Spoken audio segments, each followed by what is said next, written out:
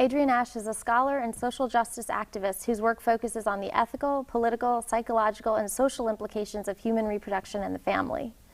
Her work combines scholarship and service and incorporates her passion for social justice and psychological wholeness. For more than 30 years, Adrienne Asch has participated in the disability rights movement as a member of the National Federation of the Blind and many other organizations.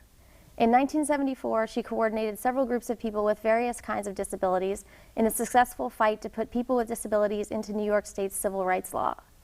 From 1974 to 1977, and then again from 1980 to 1985, she held several different positions with the New York State Division for Human Rights and learned how difficult and rewarding it can be to implement laws against race, sex, and disability discrimination.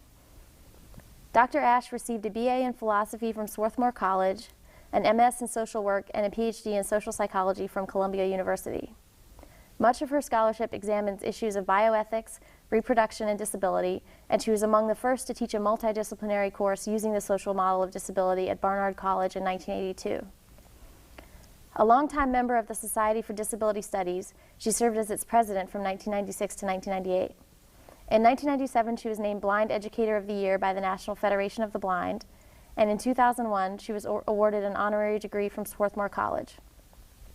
Dr. Asch has been a member of the board of directors of the American Society for Bioethics and Humanities and served on the Clinton Task Force on Healthcare Reform and the Ethical, Legal, and Social Implications Policy Planning Group of the National Human Genome Research Institute. She has also served on the board of the Boston Women's Health Book Collective. Asch is the Edward and Robin Milstein Professor of Bioethics at the Wurzweiler School of Social Work and Professor of Epidemiology and Population Health at the Albert Einstein College of Medicine, both at Yeshiva University in New York.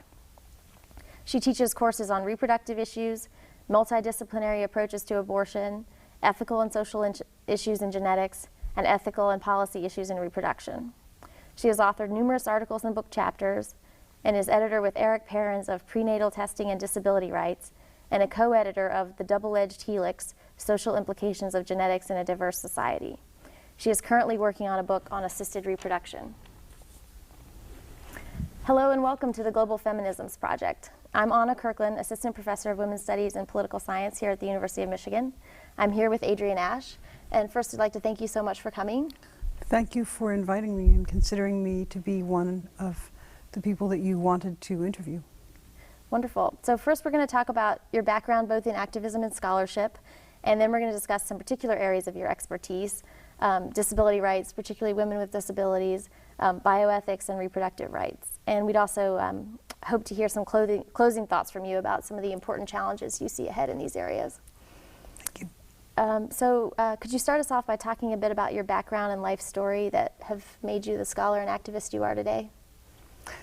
I think the most important influences on who I am today have to do with growing up in a small town with very nonconformist parents, but not nonconformist parents who waved a flag about how nonconformist they were. They just were nonconformists. They were Jews in a non-Jewish town. They were Democrats and left-wing Democrats in a very conservative Republican town. They believed in things like federal aid to education when that was considered a really radical act. They read the New York Times when people didn't even, and they went to New York to museums when people didn't go to New York even though we were half an hour away. So, and we had guests from lots of foreign countries that were friends of my parents when people were very parochial. That was one big influence. My parents taught me to think for myself and to be comfortable with who I was, even if people around me weren't entirely comfortable with who I was, either as a left-wing type or somebody who loved classical music or someone who was Jewish or someone who was blind. So they just taught me to be myself. And that was a big thing. And the other big thing was going to Swarthmore College, which was a place full of intellectual, engaged people who loved scholarship and also loved activism. And I was part of Swarthmore College work in the anti-Vietnam War movement and in the civil rights movement, and found a great emotional home with like-minded people in the 60s. I'm very much a person of the 60s who, not the drugs and rock and roll part of the 60s, but the politics and cultural rethinking part of the 60s, and that's very much who I am. And in your writings, you say that your disability isn't something you find inherently interesting. And you speak of your blindness as something that other people label you with, rather than something you take on for yourself. So can you tell us what it's been like to forge your identity both with a disability as well as apart from it? It has been very difficult to forge my identity apart from disability, because people, really my whole life, have been trying to tell me that that's the most important thing about me. And so when I say that it actually isn't, and that the most important things about me as far as I'm concerned are that I do bioethics, or that I'm a leftist, or that I went to Swarthmore, or that I love Renaissance music, people really often don't like that. They want me to tell them that I'm blind. That's really important. So the biggest challenge of being a person with a disability, I think, not just for me, but for most people in today's society, is saying, yeah, that's true. I have a disability. I don't read print without a scanner, and I read Braille and whatever. But I'm really interested in what I read, not how I read. It's not really amazing to me that I travel with a cane and go around the country or the world or whatever it is I'm doing. It's what I'm doing when I got there. And people are much too interested in technology or how much help I need, or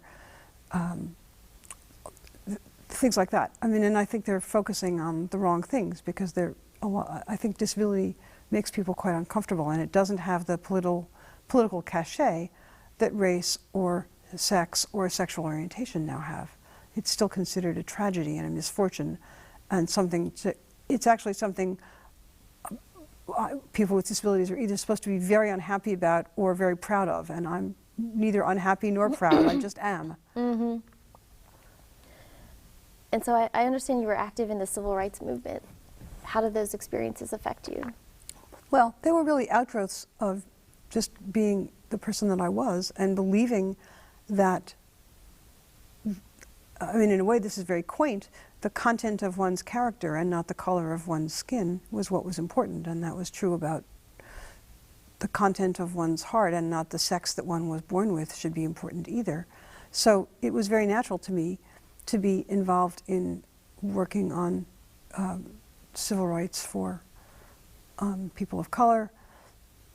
And I mean, it was also part of just general left-wing politics in the 60s, wanting to change societal distribution of income, and wanting to make sure that, I mean, it was just preposterous to me that there was any kind of segregation or any kind of unfairness, or that race or sex was a thing that people would use against someone. Swarthmore was a wonderful co-ed college that I think did not differentiate between what women did as undergraduates and what men did as undergraduates. And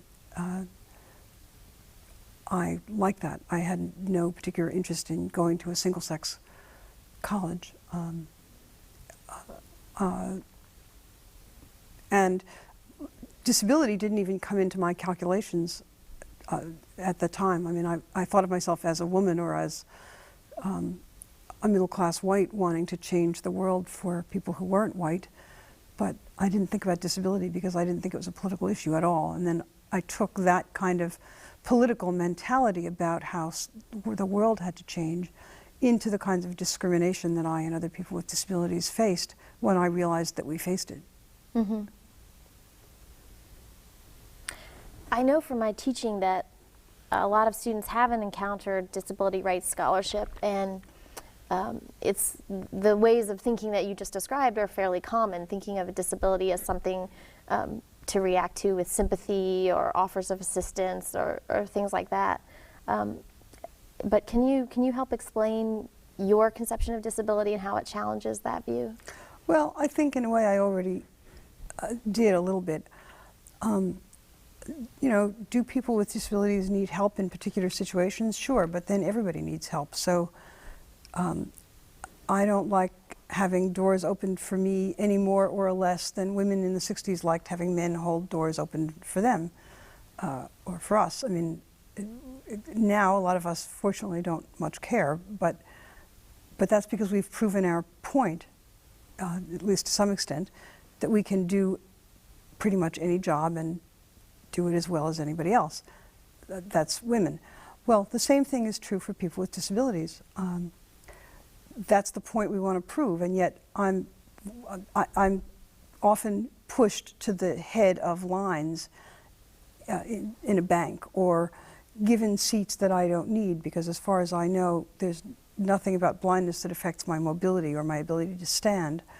Or people ask a companion who's with me, if they're non-disabled, what I want, rather than speaking to me. Well, all of that is just denigrating and stupid, and I'm indignant about it, and unfortunately never let those things go, because I think that they're assaults on just one's own personal dignity and self-respect, and I cannot tolerate them. And most people with disabilities who are comfortable with themselves as people who have disabilities just take the disability as a fact of life and then want to get on with their lives. So if somebody uses a wheelchair, they want to just use the wheelchair and get where they're going and have curb cuts so they can get there,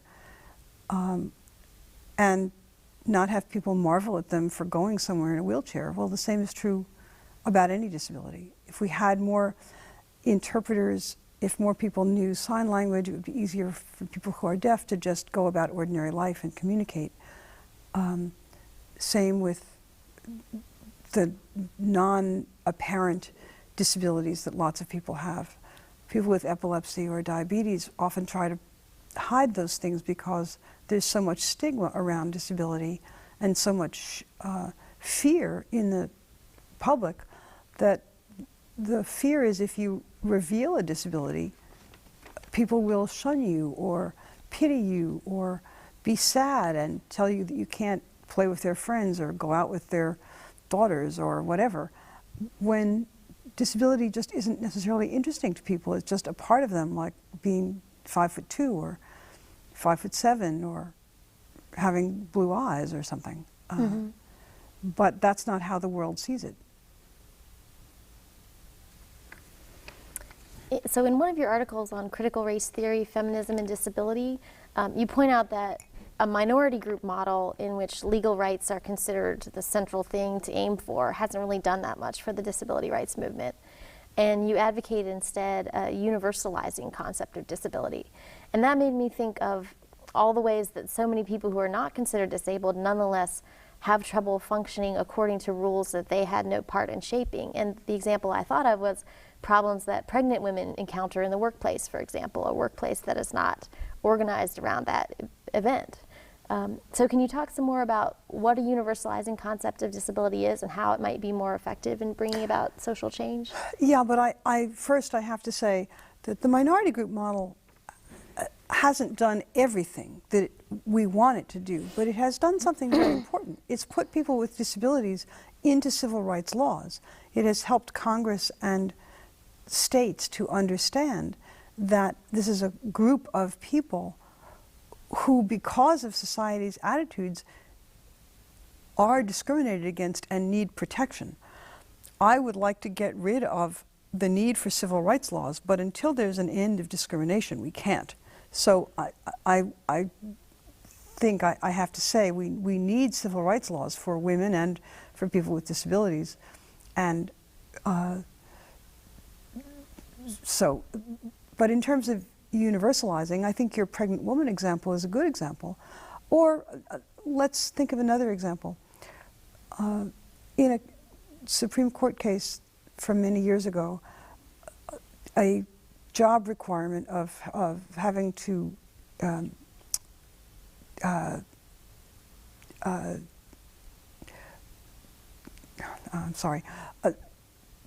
lots of job requirements, not just pregnancy, turn out not to be related to the job. I mean, people used to think, well, you had to have a college degree to do some job or other. But the idea is that, I mean, discrimination comes when the requirement, the college degree, or being a certain height, isn't really related to the task of the job. So firefighter job descriptions have been changed so that you don't have to be a certain height, but you have to lift a certain weight. The rules have to really fit the situation. The workplace has to change not only for women who are pregnant, but for all people who are parents. I'll talk about this more later, but it's not just women who are mothers. In many instances, men are fathers. And anyone who is raising children should have a workplace that recognizes family responsibility. Well, that's a good example, I think, of how men or women didn't set the rules that govern work. And if we had, those rules, I think, would be very different from the rules we've got. You've written about the omission of women with disabilities from much mainstream feminist work on issues like reproduction, motherhood, discrimination, sexuality. How have you tried to explain those connections between gender, sexuality, and disability to those who had overlooked them? My colleague Michelle Fine and I edited a book on women with disabilities in the mid, and it came out in the late 1980s. And what we tried to do was figure out whether women with disabilities had been discriminated against in ways that resembled or differed from other women's discrimination or than other men with disabilities. And what we found in our work was that women with disabilities were in some ways doubly discriminated against. They didn't have, as Michelle Fine wonderfully described, the pedestal of other women, and they did have all the discrimination that women had. They didn't have the, when people studied, and this is still true today, when people study women and achievement, say, or look at women in corporations, or want to look at women in academia, they may look at how many women of color are there, or they may look at the class origins of women, but they don't look at whether those women have disabilities. Disability is still not a category that is comfortable for lots of people within feminism or anywhere else to think about. As a political category, it's all in the sort of category of misfortune rather than politics. So we're much more comfortable now than we were even when the feminist movement got started with sexual orientation. But that same comfort of thinking about, again, disability as something that affects, say, 15% of the population in the United States, and maybe more worldwide, it's a large category. And a world that really took people with disabilities into account would look quite different in some ways from the world that we have. Not only would it have more ramps and curb cuts, but flexible hours at work would be much more common to accommodate all sorts of people who need breaks to rest their hands or change positions if they have back problems, or all kinds of things than we now have. But we don't take account of people with disabilities as members of society trying to do all kinds of things. And in fact, the definition of disability in a lot of countries, certainly in the United States, is as a person who can't work. And so you have this kind of irony. There's a sense, the typical census questions ask you things about, do you have a disability that prevents you from keeping house, this is a sexist question too, going to school or working at a job. Well, what if you have a disability that is considered a health problem, like deafness or blindness or paraplegia, but you are going to school, keeping house, or working at a job. How do you answer that question? I usually confound the census people by answering no. That reminds me of the bumper sticker, if gays and lesbians are given civil rights, then everyone will want them. So, like, if people with disabilities are given accommodations, then everyone will want them. Well, and the thing is, we talk about accommodation as though it's only something we do for people with disabilities, but that's preposterous. We accommodate one another in day-to-day life all the time. If you have a friend who's a vegetarian, you don't make steak for dinner when you invite her over. And that doesn't get a medal, and it doesn't get called reasonable accommodation. It's just you took your friend's concerns and needs into account when you made the plan. And the same is true in any work situation.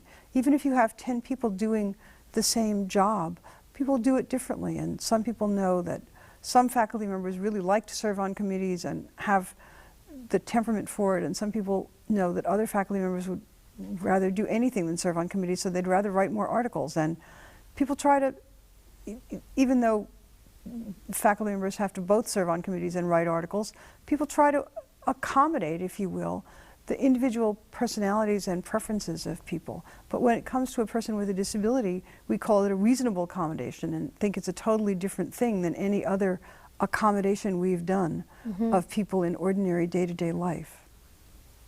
I was talking to someone who mentioned who called a stroller for a child a mobility-assisted device. That's right. Or a typewriter, a prosthesis for writing. Well, that's right. Because of course we use these things all the time.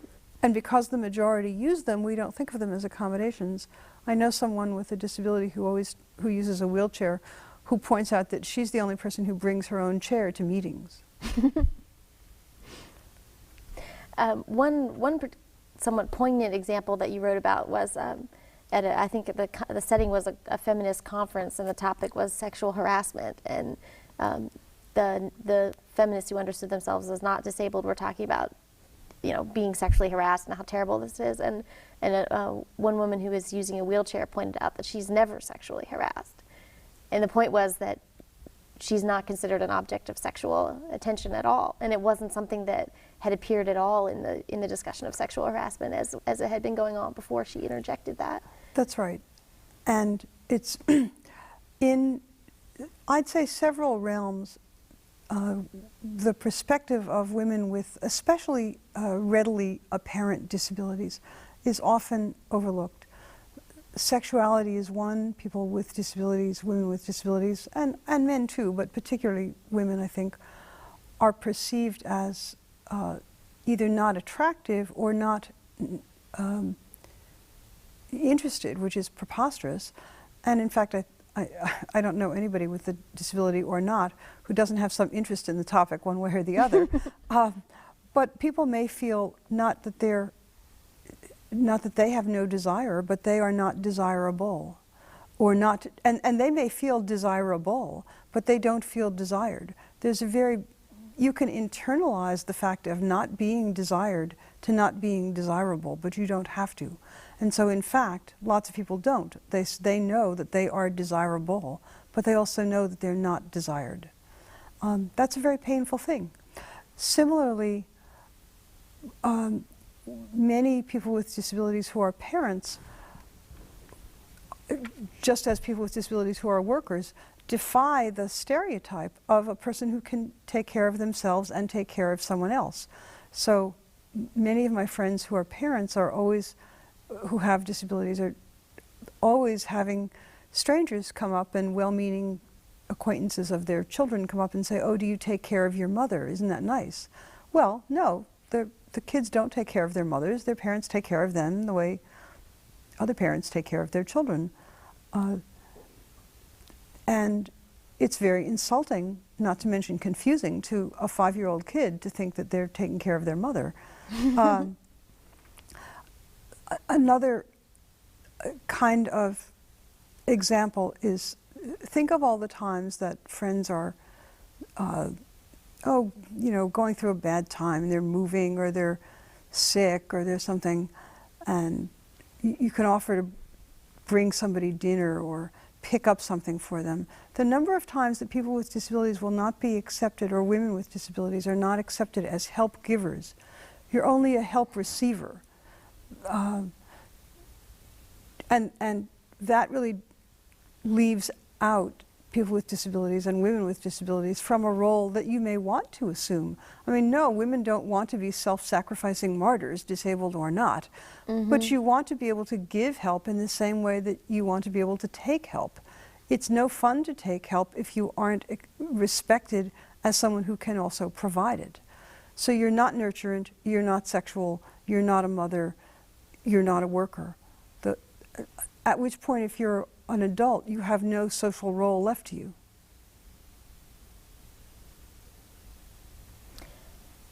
Do you consider yourself a feminist?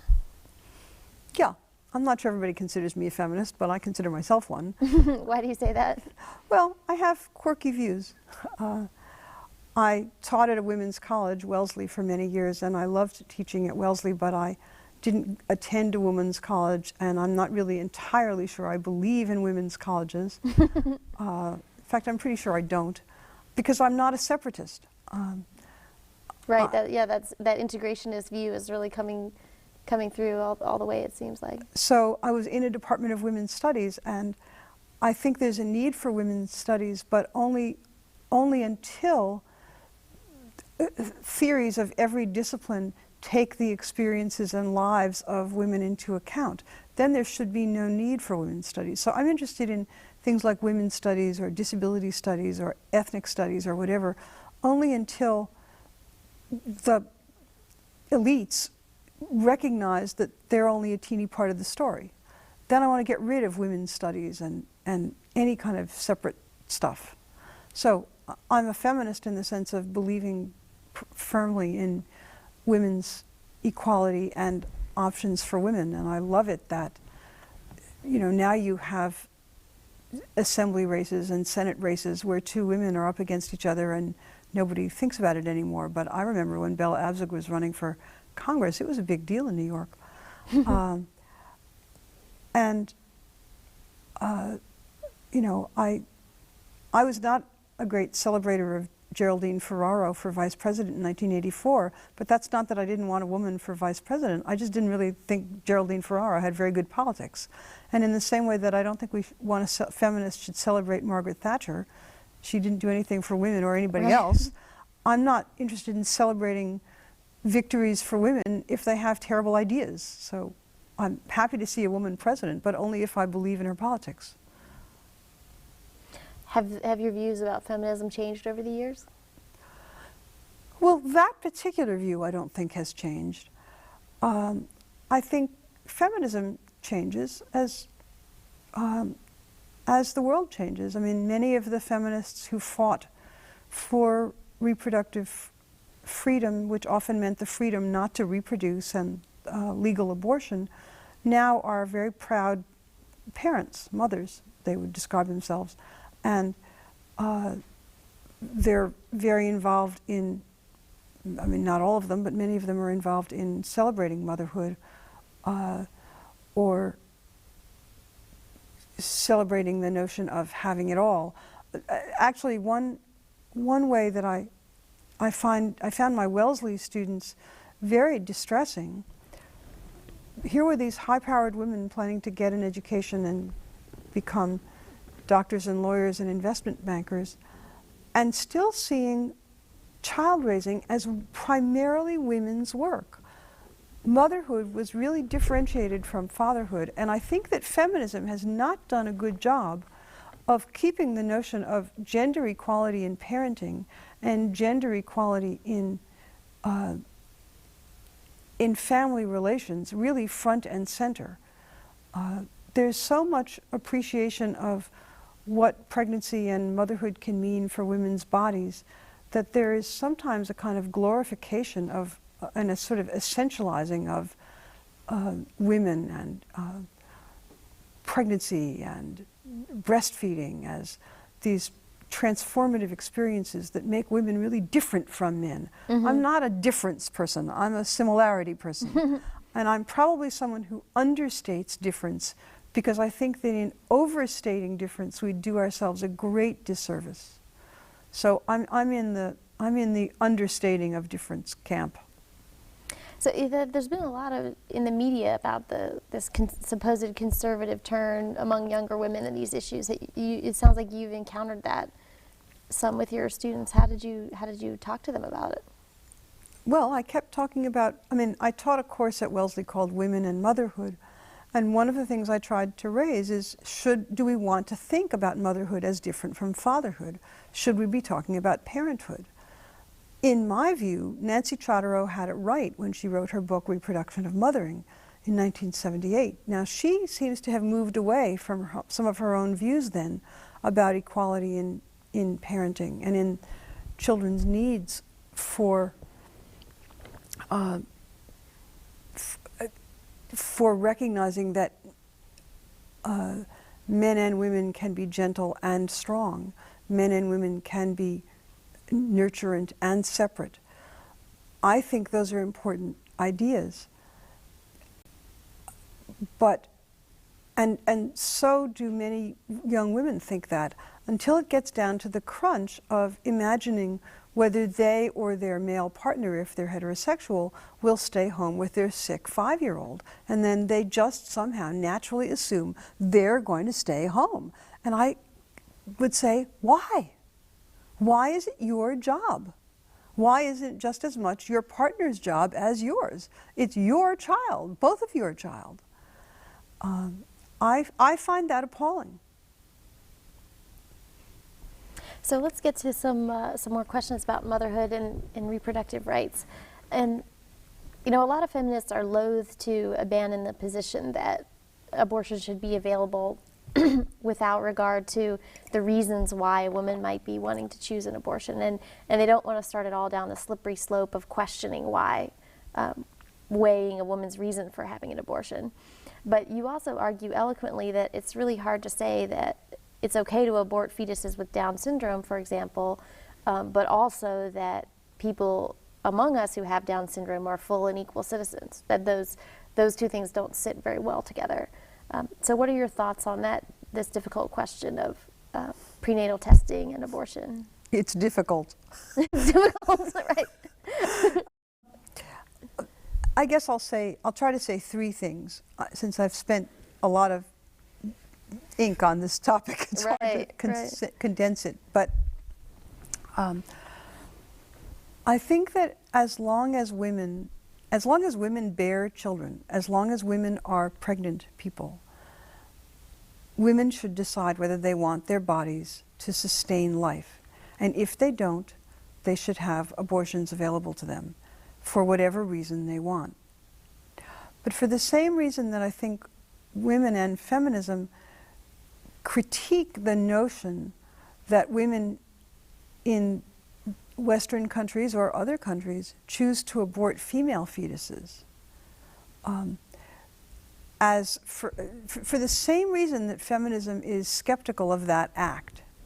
It may tolerate it, but it is skeptical of it.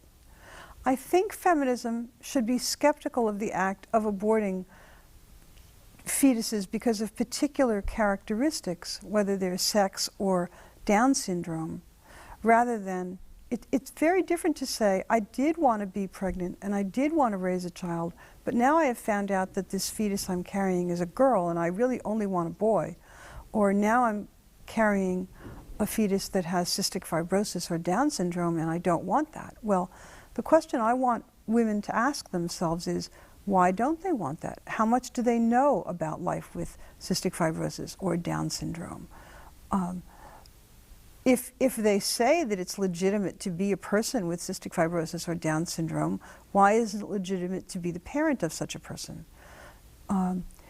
If they say, well, of course they believe in women's equality, why should women abort female fetuses?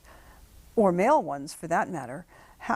When you abort a fetus because of a characteristic, you're making an assumption that that characteristic in some way is very dominant and controlling of what your life is, what the life of that child, if it comes into being, is going to be. And I don't think that's true.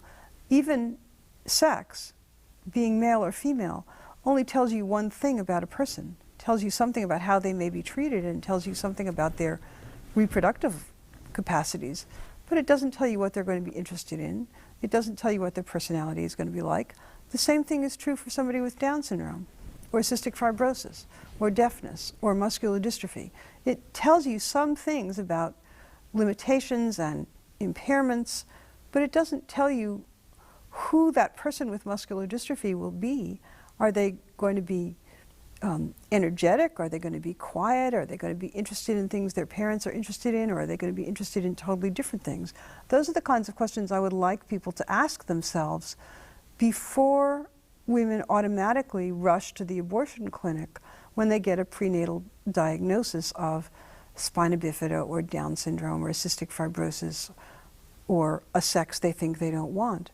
I think abortion has to be available to women as long as women are the pregnant people who bear children. If they don't want to be going through gestation, they shouldn't have to. But I think they should think about, well, if they did want to be pregnant, why don't they want to be pregnant with a fetus that has this particular characteristic? Isn't that a kind of discrimination and stereotyping that they don't like in their own lives? It sounds like you would want the practice of, say, being a genetic counselor to be pretty different than it currently is. That's an understatement. Yes.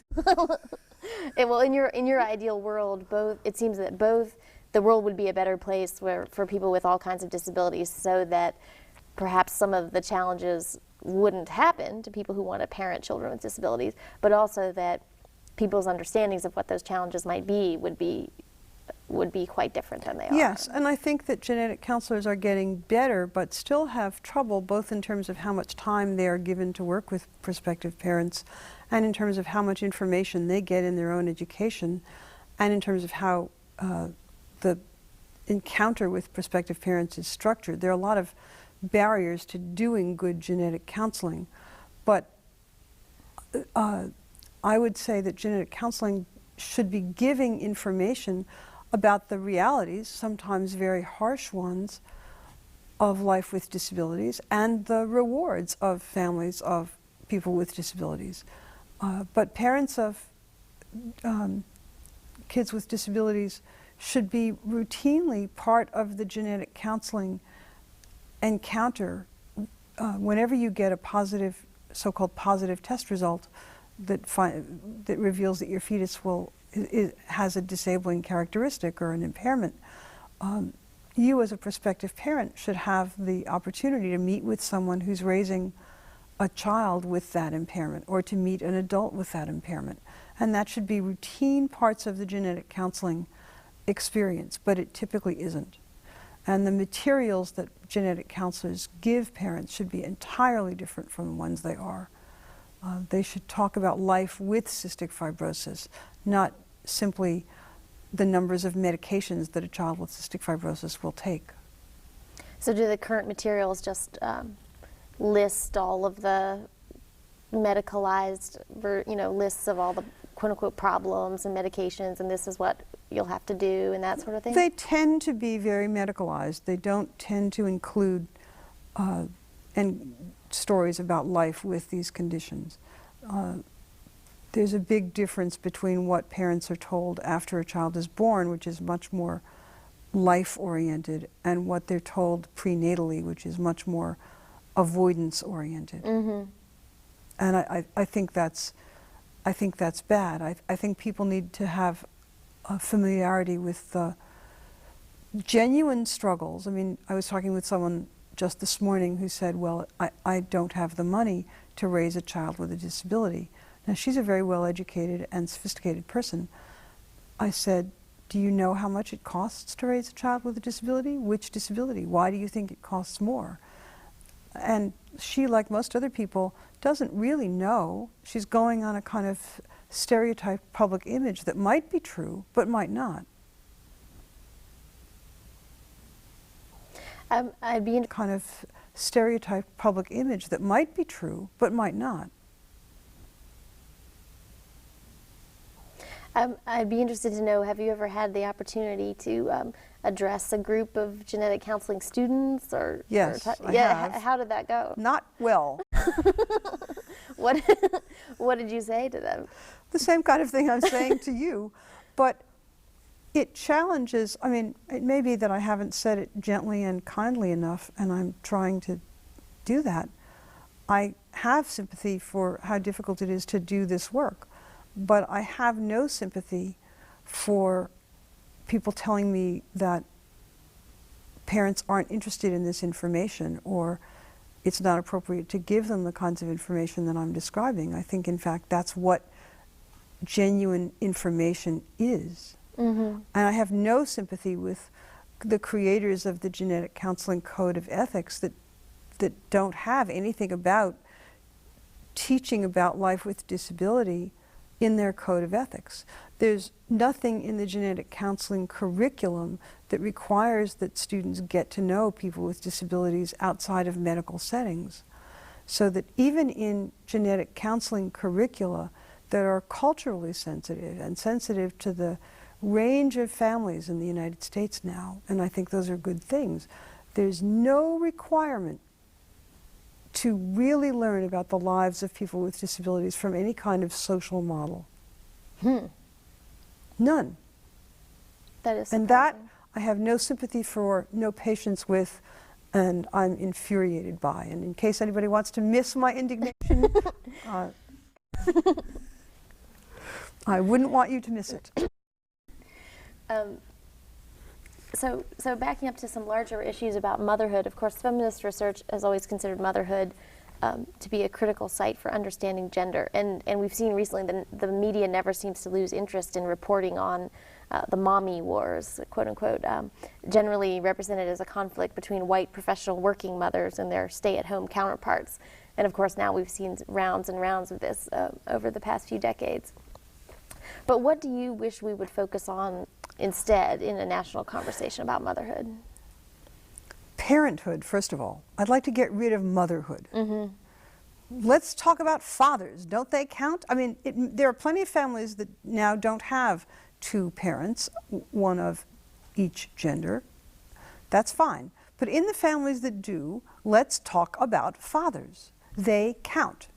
Let's talk about raising children and parenthood, and recognize that people of either sex can be parents, one person can be a parent, and, as scandalous as this might sound, 5 people could be parents. Sometimes, you know, there's a reason why Hillary Clinton wrote a book called It Takes a Village. There are, most two-parent families would tell you that they wouldn't mind a little more help. I'm not saying that children need 1, 2, or any particular number of adults to help them grow up. I think people who are involved in raising children should recognize that it's a complicated enterprise and children need all kinds of adults to help them. So the first thing I would get rid of is a focus on motherhood as some kind of sacred natural state. I would get fathers into the act. I would expect women to get fathers into the act, not in a punitive way, and not just talking about deadbeat dads and divorced fathers who don't pay child support. I mean, those are very bad things. But don't talk about daycare as a woman's issue. Don't talk about flexible hours at workplaces as a woman's issue. Don't talk about schoolrooms as places only for women as aides to teachers. This is incredibly regressive. So that's the first thing I would do. The second thing I would do, I think, is get rid of this notion that motherhood is about making sure your child has everything, does everything, is everything. This is especially hard in affluent communities that have a lot of resources and a lot of options. Follow the lead of and the capacities and the interests of your child. do some shaping, sure, but recognize that your child is an individual from the day your child comes into the world, and start noticing not only what you want for your child, but what your child also wants, and respect those qualities of your child. That's true for mothers and fathers. It's true whether you've used assisted reproduction or ordinary reproduction. But it's related to the prenatal testing notion. We want prenatal testing because we want to give our children the best. And we're convinced that disability or the wrong sex, whatever it is, isn't going to be the best for them and the best for us. But that's not focusing on the unique characteristics of your child. Every child is going to be different in some ways from the child you want. And you can do, as a parent, and you should do things to instill values and preferences into your children. That's fine. But at some point, your children are going to reject some of your values and some of your preferences. And that's valid. Parents forget what they did to their own parents. And I wish people remembered their own adolescence when they were parents, and had respect for the ways that they listened to and didn't listen to their parents, and mostly came out okay. Yeah, it seems like now parents have taken so seriously the tabula rasa idea, you know, that I can make my child a wonderful ballet dancer or a star soccer player, you know, if I just try hard enough, or we just start the lessons early enough. Right. And things like that. Your child may say, "Thanks for all those lessons, Dad, Mom, I'm not interested." That's what happened to me. I went to a couple lessons and it was hopeless, and that was the end of that. Well, and the other thing I think I want to say is that I said motherhood or parenthood takes a village. The society has to change to appreciate the work that child raising is. Workplaces have to change to give people more options. It has to be legitimate for men as well as women to take parental leave. It has to be legitimate for men as well as women to go to a child's after-school activity or a parent-teacher conference. How well do you think we're doing on that? Badly. I mean, we're doing better than we used to, but I don't think it's still the social norm, and I don't think it's the workplace norm. That's why we have the mommy wars. That's why we have women getting off the tenure clock, or, you know, why aren't men getting off the tenure clock? Or the corporate ladder clock in law, or whatever the analogous things are in non-professional jobs. Unions have to take this seriously.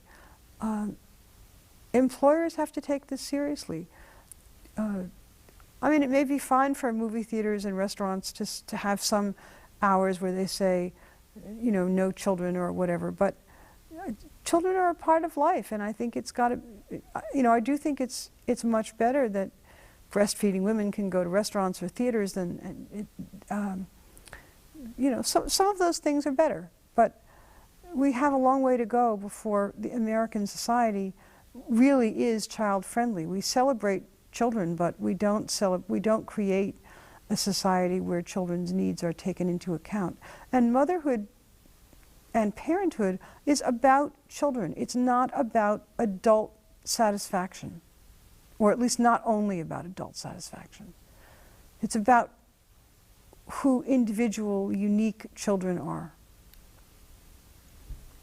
So we heard that you're writing a book on assisted reproduction. Can you give us a little preview of what you argue in that book? Well, some of the things I'm saying here, but I'm also talking about the ways that reproductive technology makes children even more kind of consumer products, available to the affluent, not available to the not so affluent if you're infertile, for example. I want to try to talk about the problems that I see in buying sperm online, or and buying characteristics of those sperm, or looking at egg donor profiles. How does that, can you talk about how some of that works? That would take a whole other conversation. I'm just trying to picture that what a website like that looks like. Well, there are catalogs. You can go to sperm bank catalogs and infertility clinic catalogs and read, get bios and self-descriptions of egg donors and sperm donors. They really should be called sellers because they're generally being paid for their sperm or their eggs. And women who gestate children who are either called surrogate mothers or contract mothers. You can find catalogs of all these people who are willing to do these things and pick the characteristics that you want, thinking foolishly that because some woman has 1,500 SAT scores, that her eggs are going to give you a child that's going to get 1,500 on his SATs. There's a kind of genetic determinism that's not true. It's making people think that we are our genes. I mean, genes play a role in our lives, but so does environment. And there are different prices for sperm from different people and eggs from different people. And do we really want to put prices on the characteristics of future individuals? I think that's very dangerous to respecting all people as equals and moral equals, even if they have different kinds of endowments. So those are some of the kinds of things I want to talk about. I also want to talk about the very complicated question of access to these reproductive technologies and regulation of the reproductive technologies. Should they be available to anyone who wants them? Should they be available as they are now, basically based on who can pay for them? I think that's obviously stratifying more things in society than should be stratified. There are big problems. If you had the state regulating reproductive technologies, you could enshrine a lot of prejudices against older women or single women or lesbian couples or gay male couples.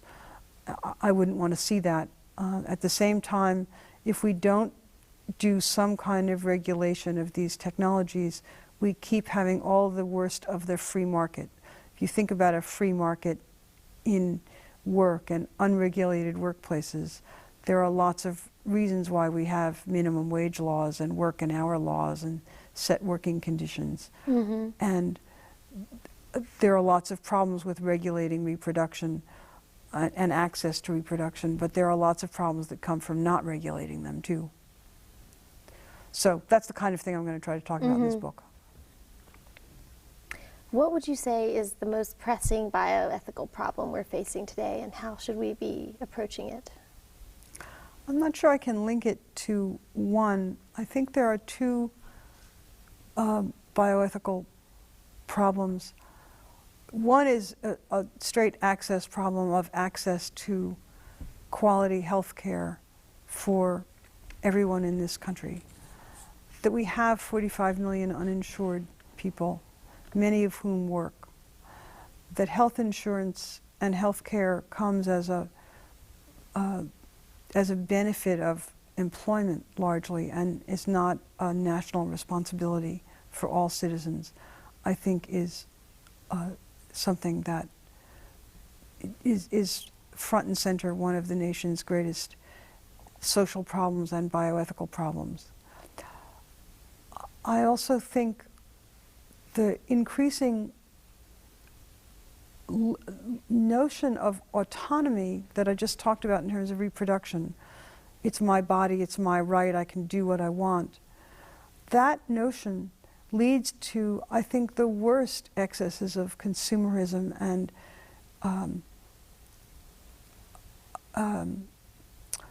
so you have in the medical establishment increasing amounts of cosmetic surgeries, breast reductions, breast enlargements. You have growth hormone for short children. You have all kinds of modifications that have nothing to do with ameliorating an impairment, and a lot to do with making people fit into some narrower and narrower notion of what people are supposed to be. And the notion of autonomy leads to that kind of consumerism. There isn't enough social justice discussion in bioethics, whether it's about healthcare or about the equality of all people with their different characteristics. I'm looking for a society that respects the uniqueness and the contributions of every individual and the capacity of each individual to contribute according to their abilities and to be provided for according to their needs. And that's an old socialist, Marxist notion, but it's the society I'm interested in creating. And I'd like a bioethics along with a feminism that was interested in creating that. I think that's out of fashion, but that's really what I'm looking for. Is there anything else you'd like to add? No, that probably will do it. Great. Thank you so much.